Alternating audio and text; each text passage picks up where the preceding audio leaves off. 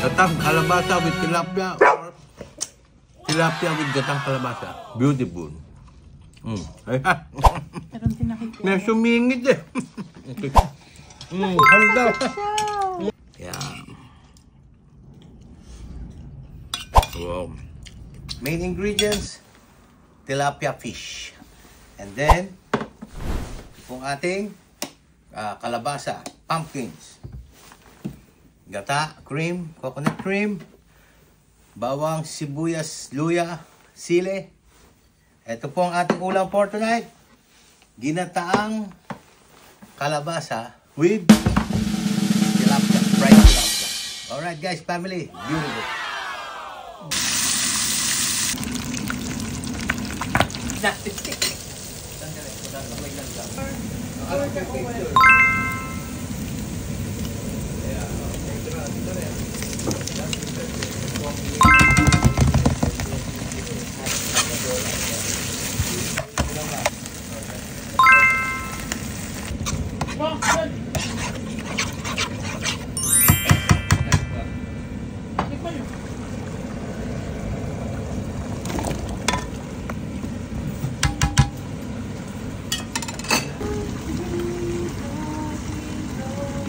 Hi family, hi guys. Ito po ang ating naluto na po natin yung ating kalabasa.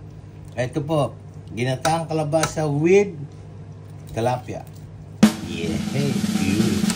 Pamaya, tikman natin. Ito po ang ating mahiwagang red bowl with plain rice, kalabasa. Kaya may tumabi na po sa atin. Family guys, ayan oh. Grabe. Ang sarap ng kalabasa. Tama-tama po yung guys, family. Yung lambot, saka yung kasi yung sabaw. Yung gata. Tama-tama yung alat, saka yung manamis-namis siya dahil sa kalabasa. Sapa.